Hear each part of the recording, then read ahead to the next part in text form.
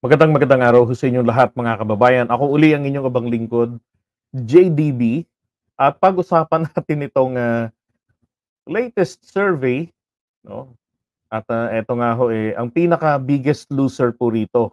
So si VP Sara pa rin naman po. Let's recognize si VP Sara pa rin po ang may pinakamataas na satisfaction rating, pati rin ho sa kanyang net satisfaction. Pero may downside po ito. Okay? Siya rin po ang may pinakamalaking pagbagsak. Ika nga siya yung biggest loser na naman. 'Di ba? Merong isang nakaraang survey din siya rin. Ngayon eto po, siya na naman. So talaga nga hong downtrend na talaga si VP Sara. Okay, at ito po ay ang sa SWS survey. Now, pero congratulations dito kay SMR syempre sapagkat 16 points po yung iniangat niya. Okay, sa kanyang net satisfaction second quarter survey po ng 2024. Alright, and then si PBBM naman po, yung kanyang net satisfaction umangat naman ng 7. Okay, ng 7 points. Dating 20, so ang inangat po ay 7. Alam nyo, kahit pa isa-isa lang yan, basta paangat, 'di ba? Malaking bagay, lalo na sa presidente. Dala ho ng Pangulo ng Bansa ang lahat ng problema. Sabi nga nung isang business tycoon na nabasa ko sa FB, kawawang PBBM sapagkat minana niyang lahat ng problema ng bansa. Alam niyo, doon kagabi natawa ko ron Bakit ako natawa doon sa part na yon nang mabasa ko? Kasi nga ho, ang ibig sabihin nun, ano ba ang pinamana talaga ng nakaraang administrasyon kay PBBM? Problema? Nagtatanong lang naman ako Kasi bakit niya nasabing ganon? Alam niyo kasi, ano man yung mga nangyayari sa bansa natin, isa ho sa mga pangunahin na nakakaramdam ng epekto nito, walang iba kung hindi ang mga negosyante. Okay, sila ho yung mga nakakaapekto, nakakaranas talaga ng epekto nito. Okay, so tingnan natin to. So sabi nung isa, si Yayam, sabi ni Yayam, Yayam Dizon. Okay. Sabi niya diyan, sobrang ganda ng umaga ko. Sumadsad ang net satisfaction rating ni Vice President Inday Sara Duterte from 63 ng March up to 44% ng June 2024. Sabi niya, SWS, kayo ba? Eto, para mas malinaw. Okay? Kay Chis Escudero, wala talagang wala namang makukumparahan, okay? Kasi kakaupo lang naman niya sa pwesto. Pero ang kanyang net satisfaction po ay 47. Etong kay VP Sara, 44, 19 points ang bagsak, 16 points ang kay SMR. So congratulations again kay SMR. Okay, sabi rito the biggest loser Sara's net satisfaction rating declines across all regions. Nakikita natin mga pruweba dyan. Totoo nga ba na sa lahat ng lugar ng Pilipinas, bumabaho ang net satisfaction? Ang net satisfaction rating po ay nakukwenta po ito sa paraan ng pagkwenta ng satisfaction rate. For example, satisfaction rate is 90. Tapos yung dissatisfaction po naman, titignan rin naman kung ilan. Halimbawa, yung dissatisfied po ay 30. So yung sagot po doon, yun na yun, yung kanyang net satisfaction. So 90 minus 30, so 60 lang. Diba? Ganun lang po yun. Ang pinakamasakit po dito, yun pong tawag dito, yung dissatisfied. Yun ho ang pinakamasakit. Okay? Sabi dito, 16-point increase in the net satisfaction now at plus 29 is a testament to the collective dedication of my colleagues in the bigger chamber, sabi ni SMR. Okay, saglit ha.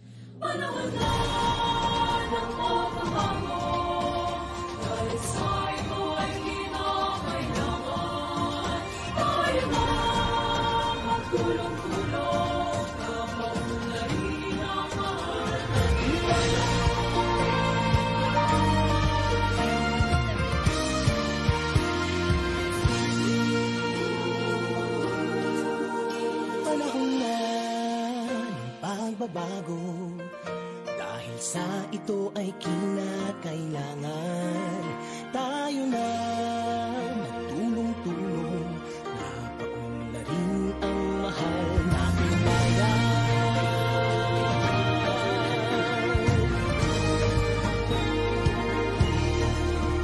Panahon na magbabago, at ayos ang mga dapat ayusin.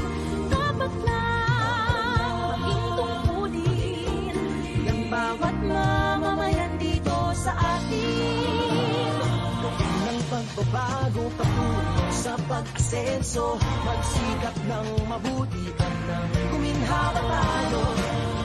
Malaki natin sa mundo at ito.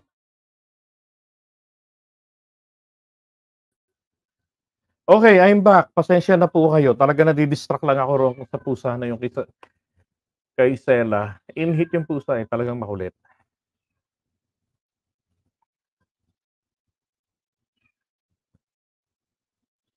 Okay, so magandang araw uli sa inyong lahat mga kababayan. So ito na nga ho.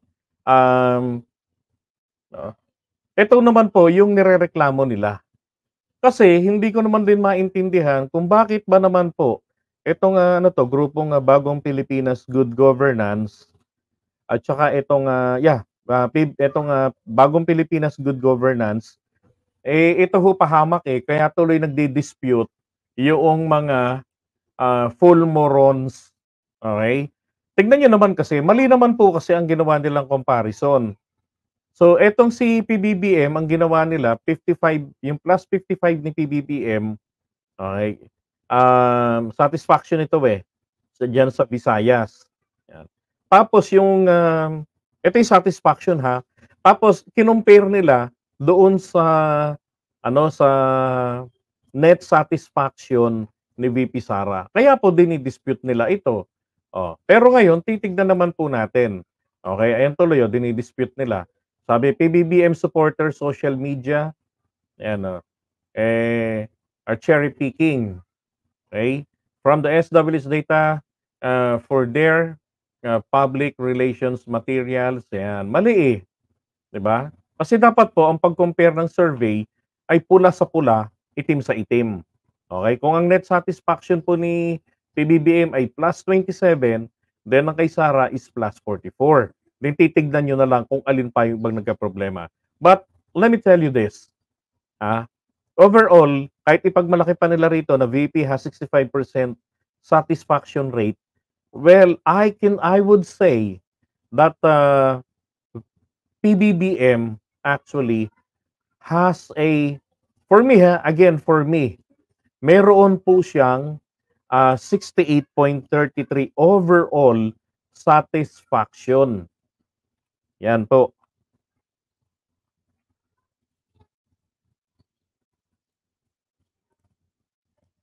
Ito, 68.33 overall satisfaction. Yan po ay plus 73 mula po sa expected fulfillment of promises. Mamaya may kita nyo lahat yan. Plus 62 naman po sa benefits from foreign visits ni PBBM. Okay, and then expectations about PBBM success ay plus 70.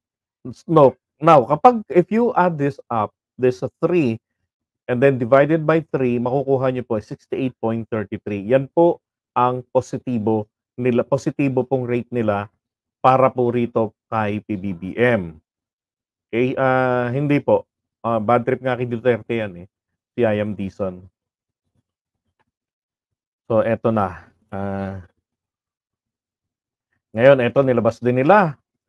Si PBBM daw po ang may pinaka mababang survey po sa Mindanao, which is totoo naman po yan. At ito po ang dahilan, ulitin ko lang, ito po ang dahilan kung bakit si PBBM po ay tinitira-tira ni Sara ng kanyang dramang gubat na yung Mindanao, yung sa Davao City na flood control project na wala daw pondo. Baka daw gusto ng pondohan. O yun. Kaya po doon ang tira niya ngayon. Dahil nakita niya ng kampo niya sa mga analysis nila, si PBBM mahina sa Mindanao. Natural. Todo paninira ng paninira sila . 'di ba? Ngayon, puntahan naman po natin ito pong, mismong yung survey po mismo ng ating pangulo. Kasi sabi nila, "Bakit gano'n? Hindi man lamang ninyo tinatalakay ang survey nung kay PBBM." Okey, sabi ko, "Pasensya na kayo, hindi naman po kasi ako yung nag-discuss." Tangina rin naman ako sa yabang ano ho, grabe. Oh, eto ho, tingnan niyo ha. Siyempre pagbibigyan natin, gano'n naman, kailangan naman talaga makita natin lahat. Sabi ko nga, i-compare ng tama. Okay, and Joe Cab, shoutout sa'yo, magandang araw, stay put, okay?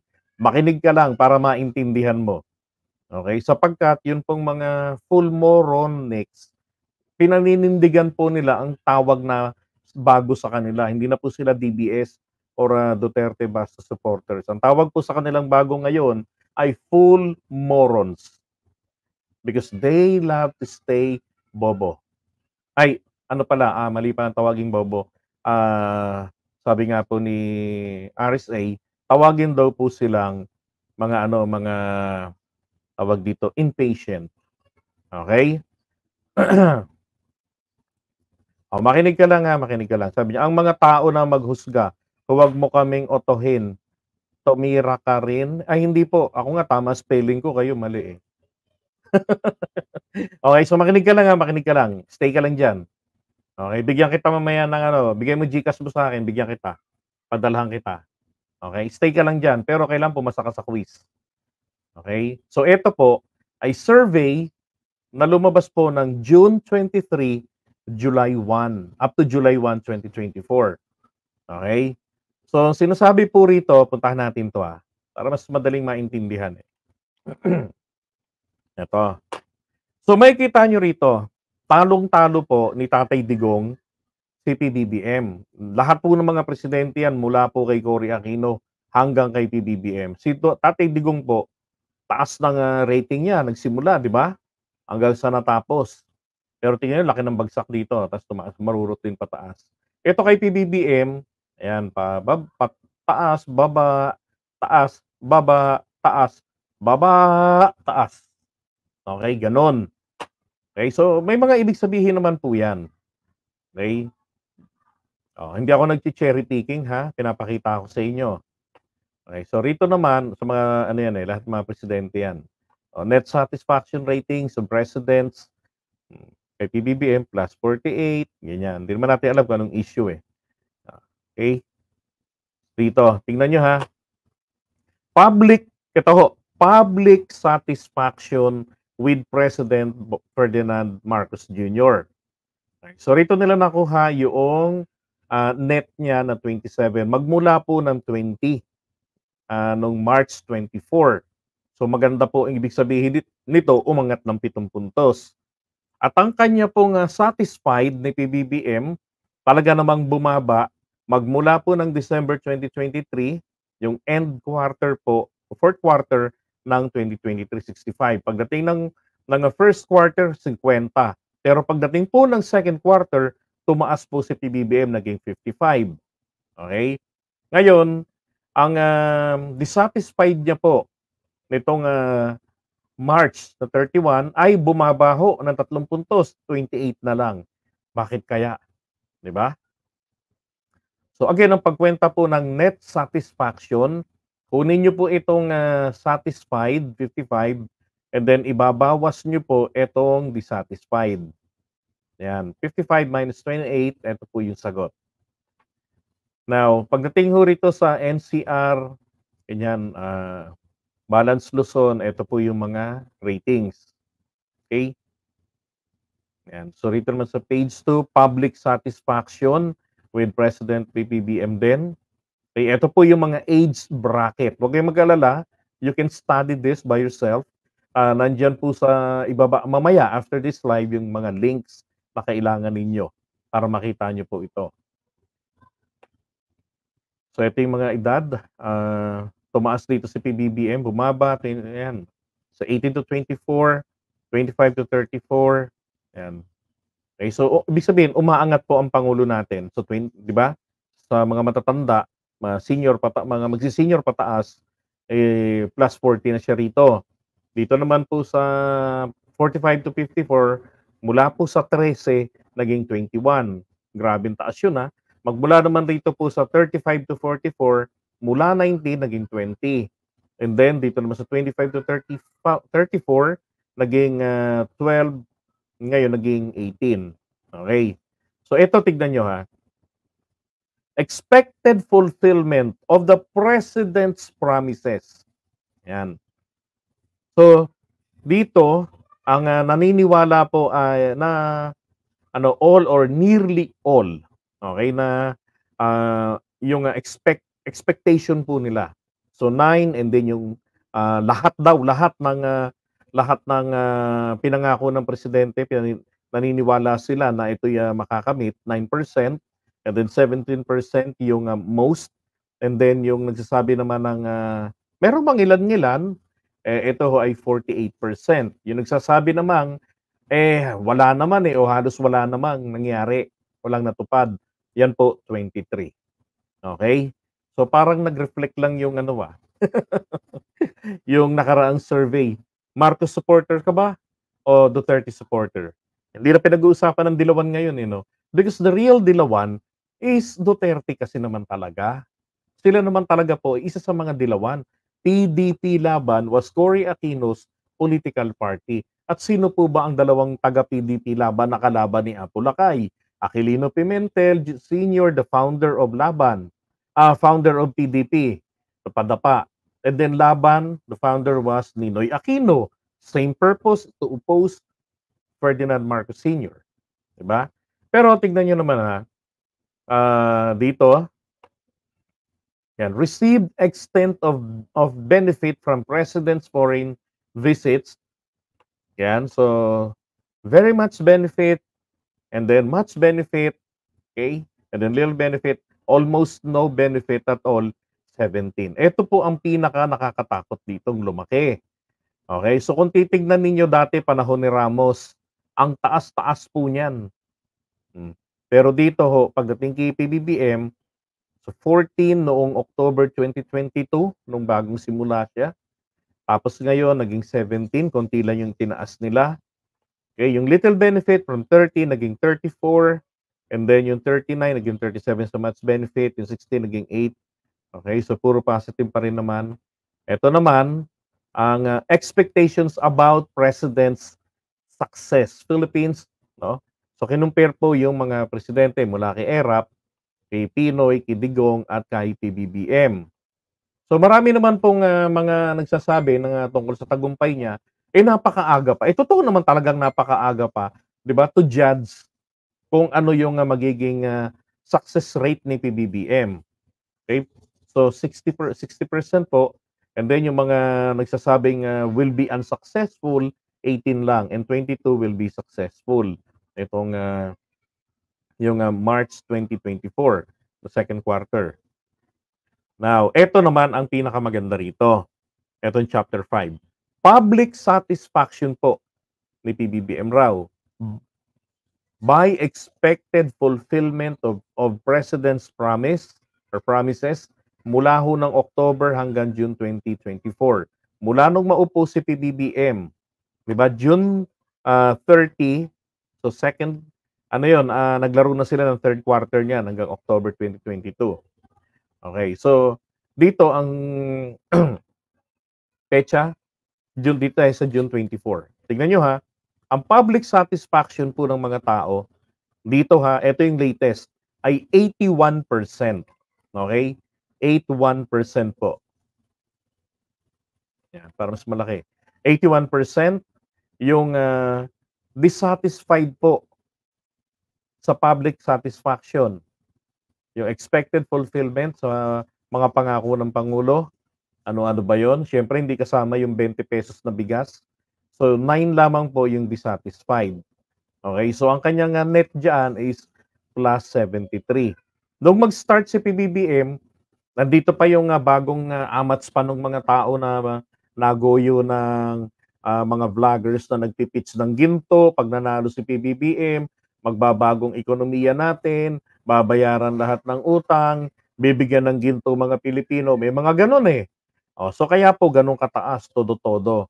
Then kalaunan nitong March 2024, 81%. Then June first quarter, second quarter hindi po nagbago, naging parehong 81% pa rin. Okay? Ang nagbago lamang yung March po, yung first quarter ng taong ito na 11% bumaba po sila. Yung mga dissatisfied naging 9 na lang. So sa mga nagsasabi po yan ng lahat, okay? Yung pangkalahatan pong kanilang satisfaction sa mga pinangako ng presidente. I would say, ito pong dalawang ito, tong all or nearly all, ito pong mga taong ito ang nakakaintindi na yung sinasabi nila na banat nila sa Pangulo na 20 pesos, gagawin ng bigas 20 pesos ang kilo, hindi po nila yon pinaniniwalaan. Ibig sabihin, hindi nila ito hinahawakan na bilang totoong kabilang sa pinangako ng presidente. Okay? Yan. Kasi yung mga kalaban ni PBBM, pinampi-fake news yun sa kanila. Alam ho ng mga taong ito ng nearly, yung all or nearly all and then yung most, alam nila na hindi yan mangyayari kasi yung cost of palay pa lang, yung production, napakalaki kumpara doon sa sinabing 20 pesos. Okay? Yun ang aspiration ng presidente. Ang problema nga, sa cost of production, talo na eh. Di ba? So nakikita po nila rin naman yung iba pa tulad ng pakikipaglaban sa West Philippine Sea, 'di ba? Yung pagpo-promote ng pangulo natin ng ating bansa sa labas, ganun din yung pagsulong niya sa ating ekonomiya, and then nakikita rin ng mga tao yung pagbagsak ng unemployment rate, 'di ba? So recent na nga nasa 3 point something na lang, dating nasa 4.8 yata 'yon. So ibig sabihin, lalo hong dumarami yung mga Pilipino na nagkakatrabaho. Iilan na lamang yung percentage na wala. Although if we translate that, still million pa rin po ang walang trabaho. Okay? So yun po naman yung katotohanan doon. Pero ang maganda, hindi sumusuko ang gobyerno maghanap ng paraan makapag-provide ng opportunity sa trabaho. And then yung almost none, ito talaga ho yung mga sagrado de kandado ang kanilang mga isipan. Okay? So 56 for June, and then March is 60, bumaba pa rin ho sila. Okay. So ang trend po ng ating presidente, bumabalik po siya dito sa October 2022. Na nagsasabing, hindi, wala talaga yan. Wala mangyayari dyan. Okay? Ang ganda nga nito eh. Kaya po, ang problema, hindi po nila ito tinatalakay ng iba. Okay? Pero ito, buti nga nahanap natin ito eh. Kasi I saw a comment sa isa sa mga nag-content nito, bakit daw kay Sara lang ang tinutukan? Kasi yun ang latest. Pareho lang naman po kasi ng petsa na ito po kung kailan po ito inilabas. Okay? So ito naman, public satisfaction kay PBBM by perceived extent of benefit the Philippines get from President Marcos foreign visits. Yung mga biyahe po ni PBBM. Okay? So ito po yung kanilang response dito. Very much benefit daw ang nakuha natin. So noong June 2024, nag-end po si PBBM ng 75 satisfied, tapos meron po siyang 13 dissatisfied. Net niya ay plus 62. And then yung much benefit po ay 75, tapos ang 13 yung nag-dissatisfied. So meron siyang positive 61. Okay, so maganda pa rin. Okay, and then yung little benefit, itong tatlong ito, puro positibo yan eh. Okay, positibo yung tatlong yan. So maganda pa rin naman po, lalong-lalo na itong dalawang ito. Napakalaki ng percentage na natitiwala sa Pangulo na nakita nila na may nahihita tayo. Kasi totoo naman, napakalaki po ng mga pledges sa mga biyahe ni PBBM. Ang problema lang kasi natin dito, itong ating constitution, hindi po maluwag-luwagan. Pilit na bakit ba kailangan nating manatili sa ating saligang batas? 'Di ba? Na alam naman na po, lagi na lang, taon-taon na lang, identified talaga yan na ito yung nagpapahirap sa atin. Wala tayong foreign direct investments. 'Di ba? Ngayon ano na tayo open market economy tayo matagal ng panahon. Pero ang Pilipinas hindi pa ho nakakasabay. Oh, 'di ba? Kailangan po natin lumuwag. Iyan pong 1987 Constitution, nandiyan po yan sa sa protectionism pa, eh.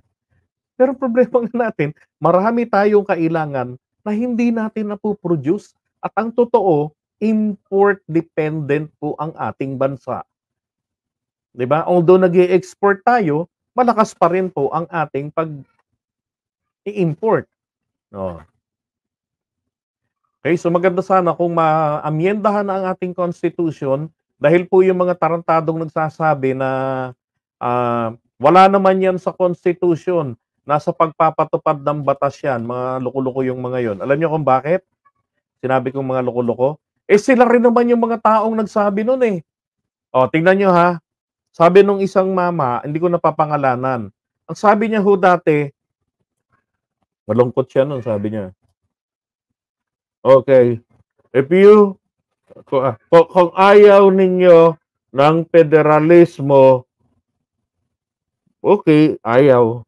Pero, amend the Constitution kasi iyan ang magpapaganda ng ekonomiya. Kailangan natin ang foreign direct investment." Putang ina nyo. Amyendahan nyo yan, putang inang Constitution. Oh, yun po yung taong nagsabi noon na siya rin ang nagsasabi ngayon na putang ina, wala namang mali sa Constitution. Wala, ayan, maganda ang Constitution ng 1987. Defend the Constitution. Putang ina nyo. Oh, kilala nyo na yun kung sino yon, 'di ba? So paano nyo paniniwalaan? Eh, sarili niya, kinontra niya. Yun ang problema. Kapag trapo ang politiko, ganyan. Maganda kapag ka nakapwesto, kapag ka wala na sa pwesto, iba na naman ang tono. Bakit? Ikaw lang ang magaling? Oh, 'di ba? Yun ho ang tunay na budol. 'Di ba? Kaya nga tayo no, sinuportahan natin ng foreign direct investment, ang federalismo. Eh kung tutuusin, ang federalismo hindi naman gagana sa Pilipinas eh. Imposibleng gumana yan dito. Dahil napakalakas dito ng tawag dito yung monarchical democracy na tinatawag ko. Yung political dynasty, napakalakas dito sa atin. So tuwan-tuwa lang po yung mga incumbent pag napatupad yan. 'Di ba? O, tapos yung mga pulis natin nasa ilalim nila ng LGU, ayos, 'di ba? May instant ano sila, private armies. Okay? Ngayon naman, eto naman, public satisfaction din kay PBBM. Ito yung expectation about the president's success. So, will be successful. Naniniwala na magtatagumpay si PBBM, 80. O, yung dissatisfied naman po dyan, 10%. Okay? So, ang net niya, 70. And then, dito naman po yung nagsasabing, hindi yan magtatagumpay. 'Di ba? So, hindi pa rin ho sila solid. Bagamat, merong, 25, okay? Tapos, 25 yung nagsasabi na ano yan, na, hindi yan magtatagumpay.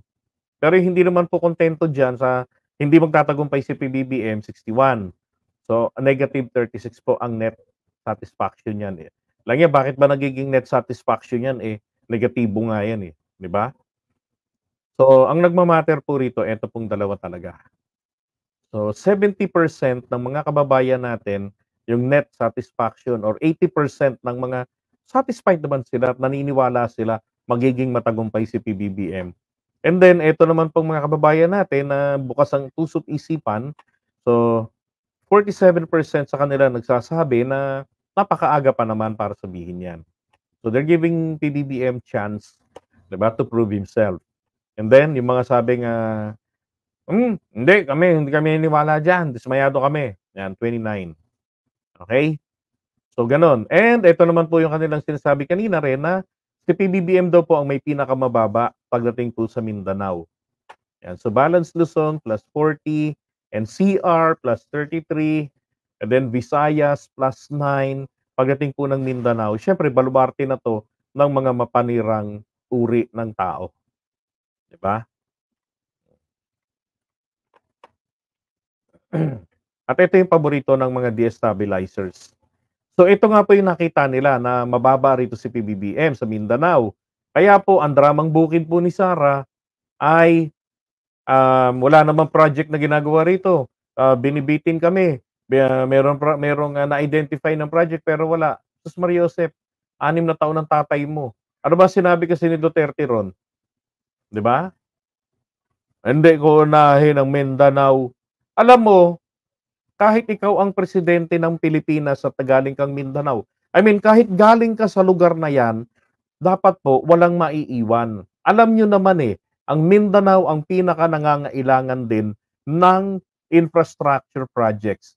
'Di ba? Ang presidente galing doon. Dating presidente si Digong. Pero bakit po niya hinuli sa pag-develop ang Mindanao? Sa palagay nyo, bakit hinuli ni Duterte sa pag-develop ang Mindanao?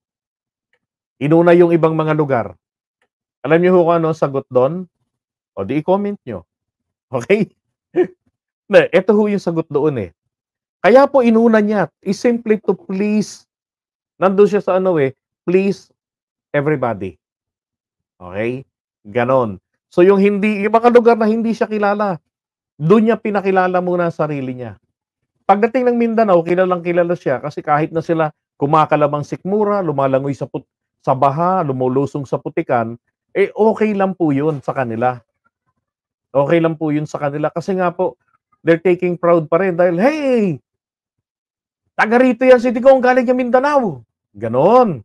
Kaya kahit na yung pangangailangan hindi nabibigay sa kanila, 'di ba? Na inaasahan nila sana dahil taga ron ng presidente, diniprive po sila ni Digong. That's a fact. Totoo po 'yan. Sinabi niya 'yan. Okay? Now, eto naman, baba naman natin ito. So ang sagot ko pa rin doon, bakit pagdating ho sa Mindanao, biniti niya Mindanao para ho manatili ang mga taga Mindanao na umaasa lamang kay Digong at sa China. 'Di ba? Meron siyang kahawig na ganyang sinabi. Tangina niyo, magtiis kayo sa hirap. Mahirap ka? Magtiis ka. Hayop talaga, no? Yung mga taga Mindanao, diniprive niya sa kanilang pag-asa na magkaroon ng katuparan sana na si Digong ang kanilang magiging susi sa pag-develop. Ano nangyari? 'Di ba? Alam niyo ba na yung Mindanao Railway Project, kung bakit po ito naunsyame? Kaya ho naunsyame ang Mindanao Railway Project, kasalanan rin po ni Duterte. Tignan niyo isa yan sa pinangako sa kanila na tutulungan ng popondohan. Malaki pong pera yan para hindi pondohan ng China. Pero bakit hindi po natuloy? 'Di ba? Bakit hindi po natuloy? Kasi po ipinasok ni Duterte ang pogo sa Pilipinas. At mayroong banta ang China na pag itinuloy mo ang pogo sa Pilipinas, hindi na namin kayo popondohan. Naalala ko yan Ano ho ang kapalit nun? Mindanao Railway. Kaya po noong 2020 initsipwera na ng China si Digong, hindi na pinapansin yan. Baliwala na siya. Kasi 2018 ipinasok niya rito itong pogo na isinusuka ng China dahil ang biktima mga citizens nila, mga mamamayan nila. Isipin niyo paano nilang parurusahan ang kriminal, yung perpetrators nasa labas ng bansa. Tapos itong nagsasabing kaibigan nila, si Duterte, ipinasok, binigyan ng platform, ika nga. 'Di ba? Ang inaayawan nilang illegal para sa kanila na gawain ng pogo dito sa Pilipinas. Pinalawak. Naging number 1 tayong bansa pagdating sa dito sa Southeast Asia, number 1 tayo sa sugalan. Sino ho ba nakinabang doon? Definitely hindi ang Pilipinas, hindi ang China, kung hindi ho ang kanyang mga kaibigan na mga Chino na gumagawa ng illegal. 'Di ba? Sina Michael Yang at saka yung mga kasamahan. 'Di ba? Kaya kung meron kayong sisisihin ba't hindi natuloy yun, si Duterte, dahil yan nga po ang banta ng China. Pag itinuloy niyo ang pagpasok ng pogo, hindi na namin kayo popondohan, yang Mindanao Railway Project. So, yun na nga ho nangyari. Ang Mindanao Railway Projects, hindi po ito galing sa blueprint ni Apo Lakay. Ito po ay galing pa po, ang ideya na yan, kay Manuel L. Quezon. Commonwealth time pa ho. Bakit hindi natutuloy? Ang pag-asa sana si Duterte pero hindi natuloy. Bakit? 'Di ba? Wala nang gulo-gulo sa Mindanao, wala nang pasabog-pasabog di gaya nung araw. So, maganda na yung atmosphere para mag-develop pero ba't hindi natuloy? Because of that, 'di ba? Kaya nung bago pa siya bumaba sa puwesto, anong ginawa niya? Ah, kinansela na nila.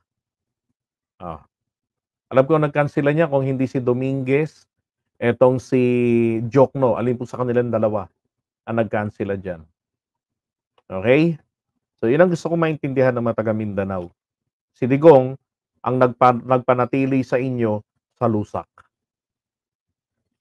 Mamaya sa susunod pa nating contents makikita niyo pa. Mismo galing sa bibig ni Sarah, okey? So, eto. So, we recognize this. 'Yan na mababa sa Mindanao si PBBM. Alam niyo naman siyempre nando'n ang mga kalaban na mapanirang uri ng mga tao. Eto, net satisfaction ratings of PBBM by lokal, okey? So, sa rural +34 siya, and then, urban +23, okey? Sa mga babae, lalaki, 'yan. Okey, so puntahan naman po natin eto namang, kabila. Eto namang, saglit.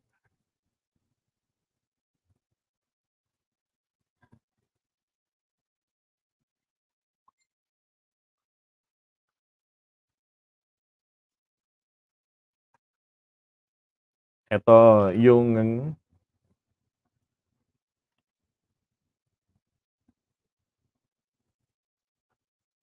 here we go, okey. So ayan, August 9 ha. Etong kaninang tiningnan po natin, ito po ay inilabas nila, noong August 1. Okey, nauna po si PBBM na pinagpiestahan, okey, yung survey niya. Pero ang coverage pa rin naman po, pareho lang din naman. Ang coverage nun is June 23 up to July 1, national survey. So ito naman hong ating, pinag-uusapan, gano'n din po, June 23 up to July 1. This is the, net satisfaction rating ni VP Sara, Senate President Escudero, and then si SMR, and then si Chief Justice Gesmundo. Alright, so tingnan natin yung rank yung mga ano rito, mga, charts. Kay VP Sara, satisfied, undecided, satisfied. Okay, so satisfied ng June. Tignan niyo ha, yung March niya po, tignan niyo downtrend siya, Mula pa ho ng June 2023, 77, hindi na niya nabawi yan. September 2023, third quarter, 72%. Nakaangat ng isang puntos this fourth quarter ng 2023. Okay? Tapos nakaangat naman siya nung second quarter nung following year, itong June. Ang problema, pagdating niya ho ng third quarter, grabe ang balentong niya rito. 'Di ba? 10 points po ang pagkakalaglag niya diyan. So satisfied ha, napaka-importante ang satisfied. Ngayon, eto rin ho yung dissatisfied. Tignan niyo, noong March na 13, naging 21 na po yung dissatisfied. Kaya ho nakuha niya. Again, ang kwenta nito, eto pong satisfied minus dissatisfied equals yang plus 44 net satisfaction. Okay, and then kay SMR, tignan niyo naman, dati hong plus 13 yung net satisfaction, 'di ba? Naging plus 29. So tumaas po siya sa SMR. Yung dissatisfied sa kanya, bumaba ho ng 2. Yung undecided kay SMR, bumaba po sila ng 10. Kaya nga po si SMR ang pinaka-biggest earner dito. From 39 na satisfied ng buwan ng March, naging 53 na po. Ang laki ng inangat. Ganon din ito si Gismundo, 34 at 51, si Chief Justice. Okay? So titignan nyo, si VP Sara, ito lahat ito, mga Vice President po yan. Okay, mula 1986 hanggang sa kasalukuyan, downtrend po talaga si Sara. Malayo siya sa tatay niya. Okay? Sabagay kasi tatay naman niya nagsimula bilang presidente, siya naman VP. Okay, so dito. Yan. Eto, public satisfaction ni VP Sara. So hindi niya na 'to nabawi, hindi na siya naka-recover diyan, 65 niya. And then, ang dissatisfied niya 21, ibabawas mo 'yan dito kaya po nakakuha siya ng 44. Dito rin ho sa yan sa mga, ibang mga regions, din sa mga kababaihan at lalaki, kung makikita niyo po puro ho ito pababa. Okay, from 63 naging 44, 49, naging 32, 55 to 31, 69 to 47, 80 to 73, 58 to 42, 68 to 46, and then sa mga kalalakihan po 58 to 37, grabe. And then 67 to 50. Ang laki ng baba nito 17. Oh, 'di ba? Ang laki ho ng bagsak ni VP Sara sa kanyang talagang sadsad po sa buong bansa natin ang kanyang net satisfaction. So kapag ka ganyan ho, regardless na yan kung gaano pa kalaki ang iyong satisfaction. Kahit dito sa Mindanao, nagkaroon siya rito ng 82 na satisfaction rating. Okay? Pero ang kanya namang dissatisfied, 9, so naging 73. Okay? Pero ang tanong, kamusta naman din po yung previous months nito or quarter, 'di ba? 83 naging 80 tapos 73. So downtrend. Yun po kay VP Sara po ang may pinaka masakit dito sa kalooban kung tutuusin. Dahil yung trend niya pababa.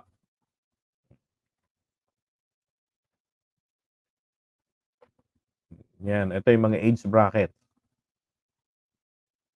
Ito naman sa Senate President naman na 'to. Wala kasing ganong data kay Cheese kasi nga kakaupo lang niya sa puwesto.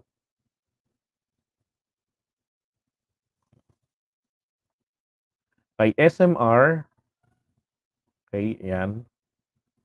45, 39, nabawi niya rito, 53, nilagpasan pa niya yung December niya. Yung dissatisfied niyang 26 naging 24. Tapos yung net niya dating 13 naging 29. 'Di ba? So yan. Ito naman, puro lahat ito pataas. Look at Mindanao. Tingnan niyo Mindanao Tingnan niyo So satisfaction niya 50, tapos yung kanyang dissatisfied ay 30. Tapos pagdating naman po rito sa kaya naging plus 20. Pero kung tignan niyo rito yung previous quarter, negative 2 po sa Mindanao si Speaker Martin. Pero naging positive 20 na po siya. That's in Mindanao Oh. So malaking bagay. So actually, nag-step up talaga siya sa lahat ng 'yan, lahat ng rehiyon natin dito, and then sa kalalakihan at sa kababaihan. So kumbaga nakikilala na nila sino ba ito si Tambaloslos, ano ba ang ginagawa ni Tambaloslos, 'yan. Nakukumpara na nila si Tambaloslos kay Tambalustay. Lalo na kung nag-survey ngayon, 'di ba, yung pagkatapos ng bagyong Karina. Oh, halimbawa ngayon ang survey, lalo hong disgrasya 'tong mga 'to, bakit? Kasi iisipin rin ng mga tao, hinahanap ninyo flood control. Pero buong taon naman, konting ulan ng Mindanao, binabaha naman ng Davao, 'di ba? So nasaan napunta yung mga budget? Ay naku. So ibig sabihin tama yung ginagawa ni Speaker Martin at yung ginagawa ni PBBM. Okay, nagre-reflect 'yan sa survey. Of course, we have to admit na ito pong survey company na 'to is being accused of being bought by FL Lisa Marcos na naman. Ay, hayaan na po natin. Okay? Gano'n naman talaga, 'yun yung nakakapagpalubag ng kanilang kalooban. So pagbigyan na lamang po natin. Okay. So 'yan ho yung masaklap na masaklap na kanilang inabot, 'yan. Hindi naman natin masisisi si PBBM at saka itong si SMR kung sila man po ay nag-angatan pagdating po diyan sa kanilang sa rating nila diyan sa survey. 'di ba, na nagdaan. Hmm. Yes, sa harap pa rin ang may pinakamalaki. Totoo po 'yan. Imagine naman 65%. Pero yung, bumagsak ang iyong satisfaction ng 19 points, eh, alam niyo na ang ibig sabihin nun. Baka pagdating po next ano niyan, next quarter niyan, eh, lalo pang magkaletse-letse yung 19 na yan, eh, baka another 19 na naman ang mawala, 'di ba? So, talunin na po talaga siya ni tambaluslos na tinatawag niya. Hmm, 'di ba? Kasi magre-reflect na ngayon dito yung ginawa niyang pag-iwan sa mga Pilipino.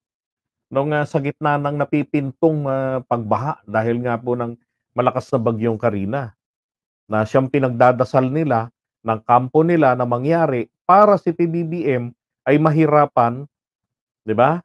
O tapos sila bibida. Kaya nga bago pa magkaroon tayo ng bagyuhan dito, nanguna na siyang magbigay ng ayuda. Wala pang bagyo, may ayuda na, 'di ba? Trabahong tamad. Kasi bibira pala ng layas sa panahon na kakailanganin siya. Hmm, okey?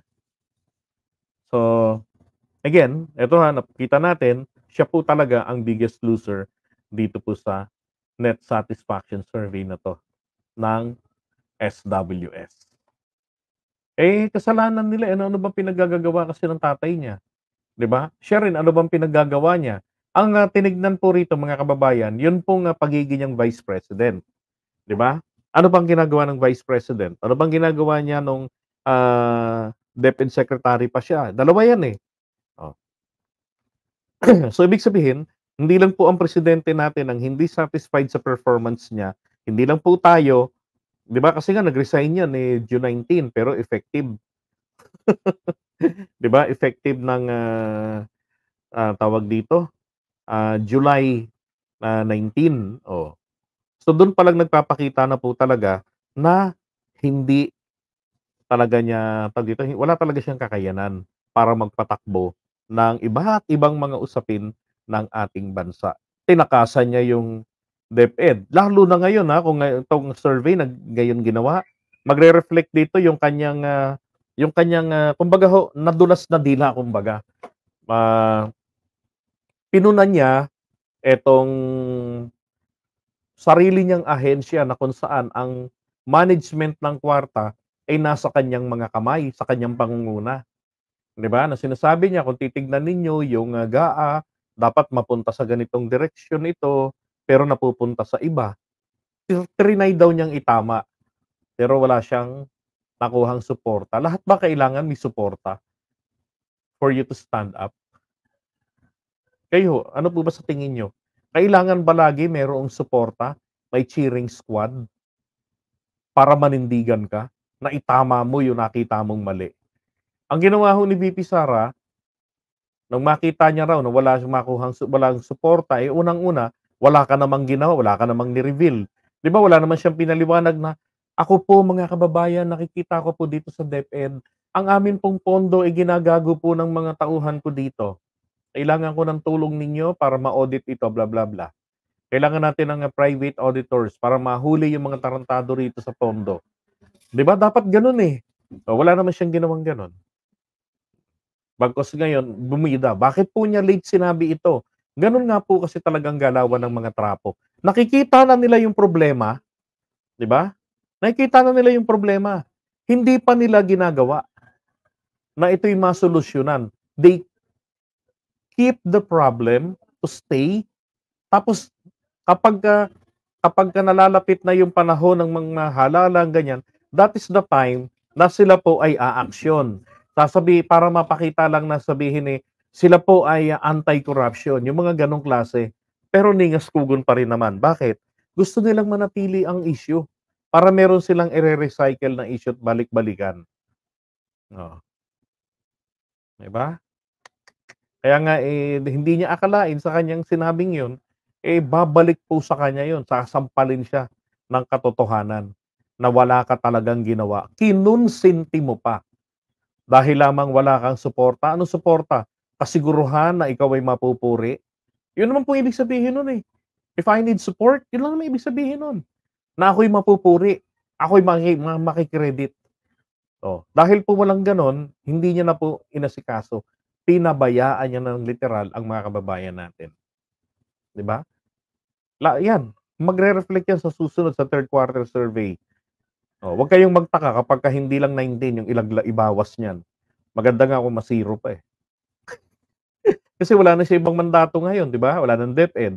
So, eto na lang, ang aasikasuhin niya, ang, OVP na lamang, okey? So, iwan po muna natin ito.